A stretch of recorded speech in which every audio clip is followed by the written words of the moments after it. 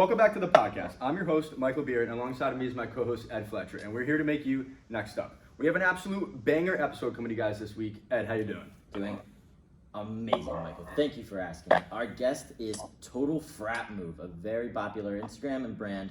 And here with us today is Bobby. Bobby, how you doing? Good. How are you guys? Doing good. Very awesome. You guys want to get right into it? So actually, Bobby, you want to introduce yourself really quick? Yeah. So my name is Bobby D'Angelo. I am. You probably know me if you're a fan of Total Frat Move as TFM Birdlaw. Yep. It's kind of my pen name, and I would say my position is head of content. So I kind of have a hand in everything we do. Mm-hmm. And I'm also a part-time Rutgers student. Don't really think I'm going to end up graduating. Mom, if you're hearing this, Sorry, Mom. I didn't just say that, but Cool. Awesome. yeah. I actually have a quick question before we get into it. Where did Bird Law come from? I'm a huge fan of Always Sunny, so Gotcha. and we can get this into this later Mm-hmm. about, because obviously, I just turned 21 last week. Yeah. I'm not the founder of Total Frat Move. Mm-hmm. I'm not the creator. I'm just a guy that's been working there for almost a year. Mm-hmm. But I ran a website that I think I started it September of 2019, and during quarantine, it went viral. I was able to troll Barstool Sports, call her daddy, Yep. and a lot of different Facebook groups. And then, the former founder of Total Frat Move, or I should say the former owner Yeah. and the founder of Total Frat Move contacted me because their website had been dormant for years. He just saw me as a college kid that ran a successful website and said, "How would you like to work here?" And I jumped on immediately. Yeah. Right. Of course. Hell of an opportunity. Yeah, absolutely. So Bobby, what kind of what moves you and what inspires you to make yourself next up?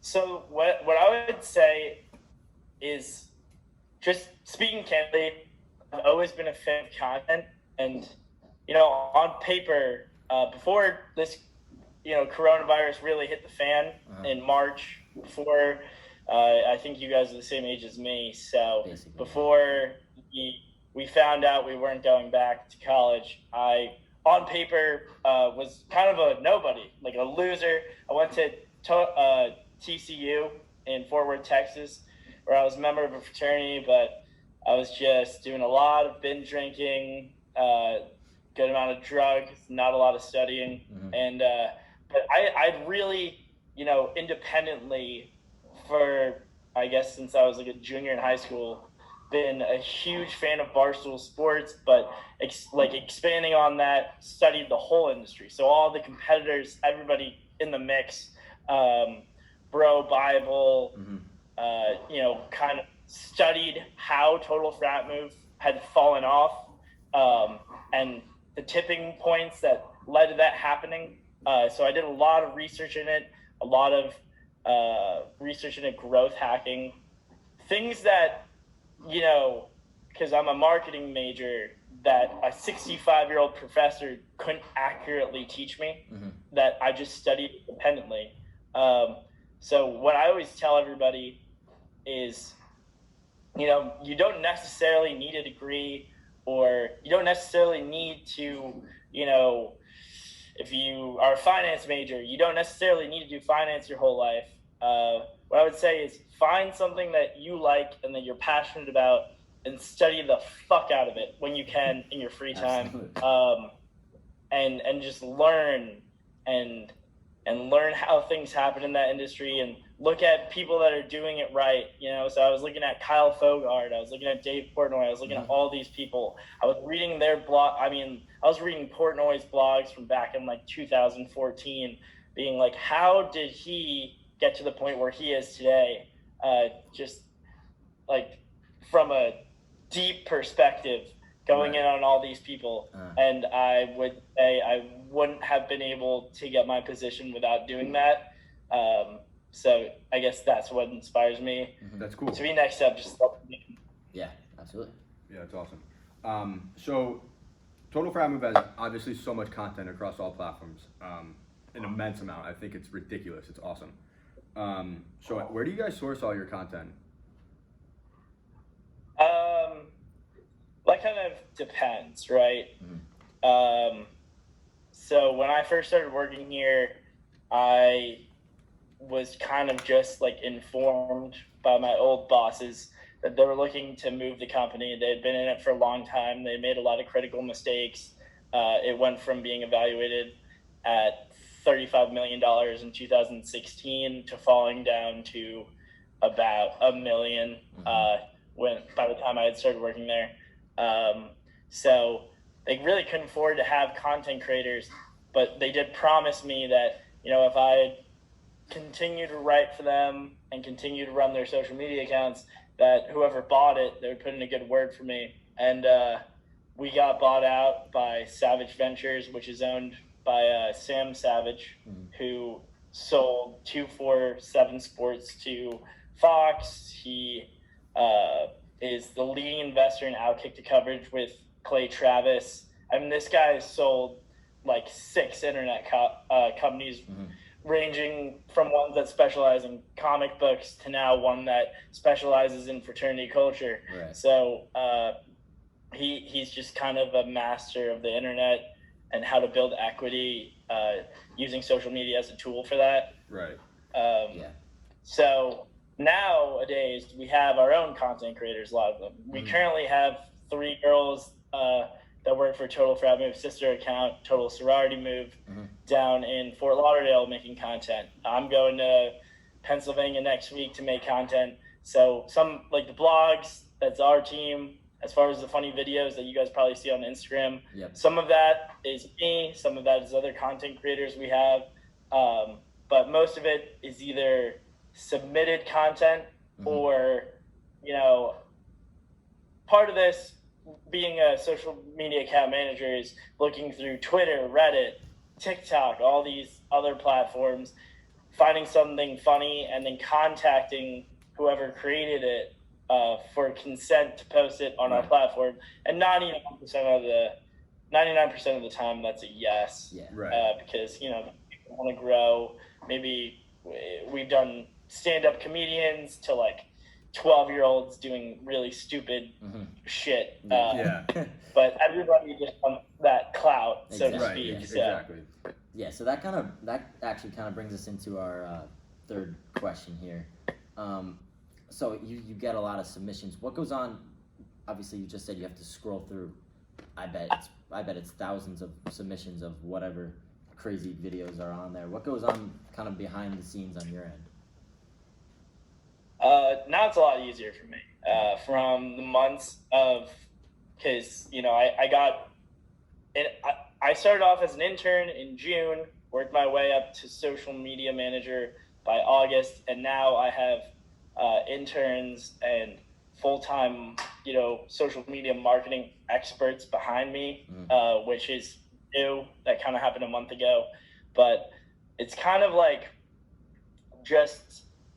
I think I know our audience pretty well. I study the analytics on a daily basis, seeing like, okay, because it's kind of cool when you have a public account, you get a lot of information. And if you use that information usefully or utilize it in a useful way, you can tell a lot about what an audience likes. So, you know, if something becomes a trend, like one day we post somebody eating frogs, we'll get like hundreds of submissions of kids like shotgunning frogs or doing all this crazy shit. It's just about, as far as submitted content, it's about finding the best ones or the craziest ones, or maybe, you know, a video where something went wrong and the frog leaped out of his mouth. And this is just a hypothetical. This hasn't happened, but. No, it's definitely interesting because, I mean, a lot of your content is kind of given to you guys. And obviously I mean, you guys work hard for your content in other places too, but for the Instagram, most of it's submitted, and I think that's kind of cool how people just like throw themselves out there. It's interesting. They literally just want. Yeah, they literally just want to be on TFM. So many people. It's crazy. I would say like nowadays, 35% of it is submitted. Oh, really? Okay. That's cool. Yeah, which has changed a lot. Like, for instance, yesterday we had the viral kid had his friend throwing grapes in his mouth, and it was just an absurd video. Right. I watched that on TikTok. I contacted the kid. I was like, "Yo, that's awesome." It really just depends on the day. Right. It also depends on what's going on, right? So today, what day is it? Tuesday. Today's Tuesday, so we're kind of done getting weekend submissions. During the weekend, that's when we get, a colossal amount of submissions of all these kids from all over the world, Germany, like mostly American colleges, but like fucking everywhere, doing all this crazy shit.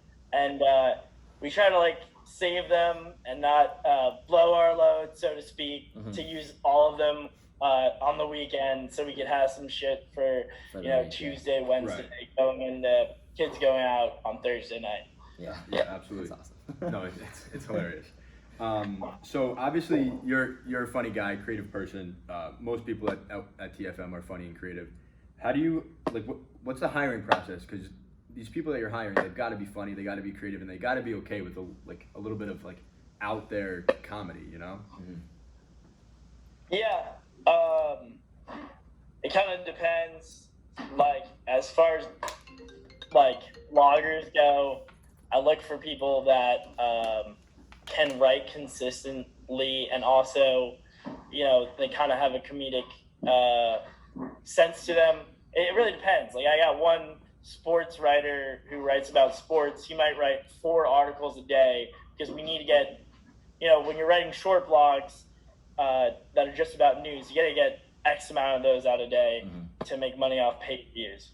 For me, and I'm doing a little bit less blogging these days because I'm working on merchandise, doing a lot of stuff on the back end and things. An average blog for me takes about 4 hours, because it's I gotta go back and refine each joke, make it as relatable as possible for the people reading it. So it really depends. I would say like a majority of the girls that we have on our team, they had fame, whether it be TikTok or Twitter or some other platform. One of them even worked for Barstool last summer.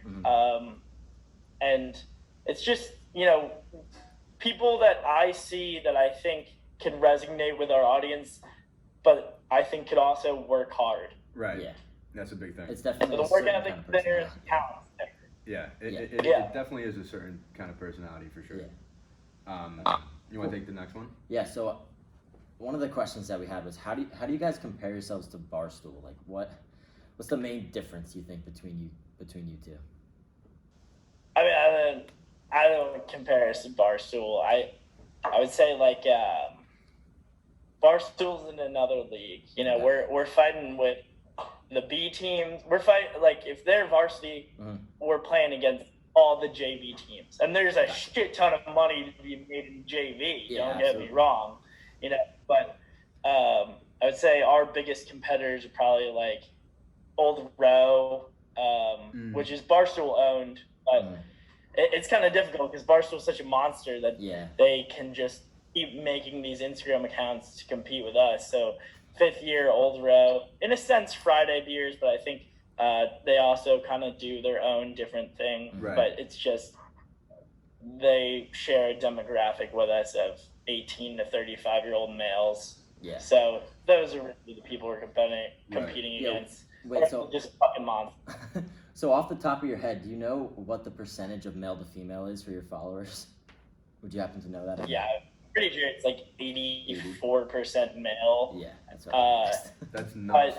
That's a big demographic. But if you look at total sorority move, it's 90% female. Right. No, that's cool. Kind of have our bases covered having multiple accounts. Right. We also have one called Post Grad Problems, which is meant for an older audience. Right. That's cool. Kids aged 18 to 25. Yeah. Cool.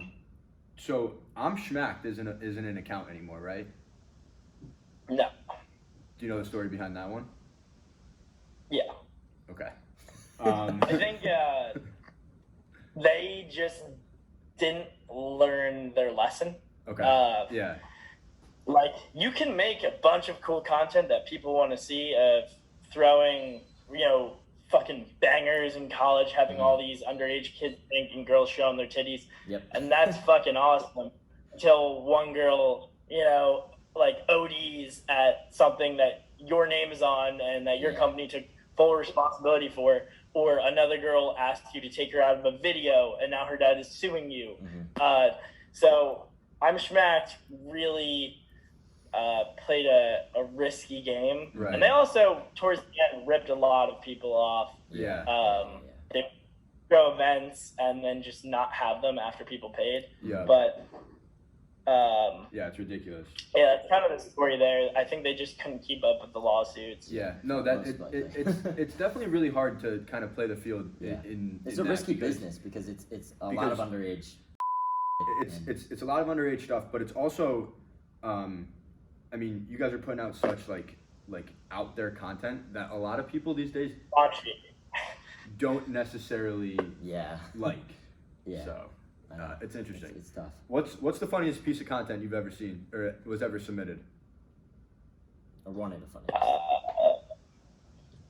Or a particularly memorable one. A particularly memorable one is definitely Poop Shotgun. That one is probably one of the most iconic videos in TFM history. Right. Just a guy who's, I guess, in the middle of taking a shit. His friend walks in the door, throws a beer at him. He cavemans it, gets off the toilet, and then shits and completely misses the bowl. That one's pretty memorable. I mean, all of them are fucking memorable, today we posted one that, got 72,000 likes of a guy, he's grinding on a girl and he just falls off a boat. Any piece of content that I've ever posted, if I saw it again, I could be I could tell you whether or not we posted it or Barstool posted it or something like that. Yeah, no, that's cool. It's so fun. So I'm sure that you guys get sent the same videos that Barstool is getting sent. How does that work? Have you guys ever? We actually usually beat them. Really? Recently, I mean, now that I have people that can help me out, we were the first people to post about Boulder when that huge party happened. We were the first people to post the kid who ran from the cops on spring break, and that made national news. You posted Paul Pierce getting fired first. That was recent. Yesterday. Yeah, and then just the other day there was a submission we got that we posted. But I mean, that's the thing that doesn't matter. At Barstool's level, it doesn't really matter if they post something that we posted, because they're 1 out of 36 people in America follows Barstool Sports. I have no qualms with Barstool Sports. If anything, I respect the fuck out of Barstool Sports. Right. I respect the fuck out of their process and all the employees and how they've been able to scale. But I do think there's always someone checking on our social media. No, that's so cool. I mean, they saw my DM, which I think is awesome too. So cool. One more question. So how do you guys turn merch around so quick? So let's say, I don't know, last night in the Gonzaga Baylor game, a meme happens, something bad happens, something funny happens. You guys got a t-shirt ready to go the next day, or really when the game is over. How does that happen? Yeah, I mean, working in this industry, you just got to be quick. You also got to be witty. Right. So, obviously somebody on Baylor has a mullet or something, that kid that's riding bench on Baylor. Old Row actually beat us to the punch on that one. We were going to make a t-shirt about it, but they posted one first. All right, this is a good one because this was, so I'm looking at, I'm watching the Ohio State Oral Roberts game. What was it, 2-3 weeks ago? And I'm like, Oral Roberts might actually fucking pull this off. So I call our merch guy and I'm like, every kid at Ohio State, they always say the Ohio State. It's the biggest deal for them, being the Ohio State.